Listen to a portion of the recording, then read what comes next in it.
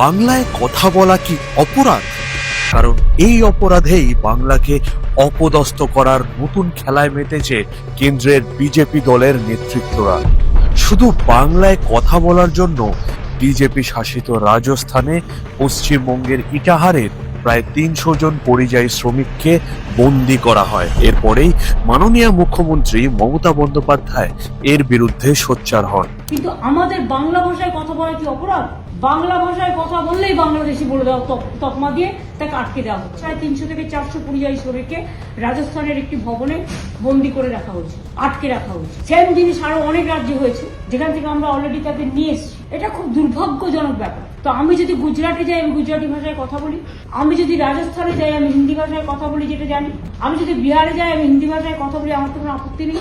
বাংলা ভাষায় যারা কথা বলে তারা কি অপরাধটা করেছে এই বিজেপি সরকারের কাছে?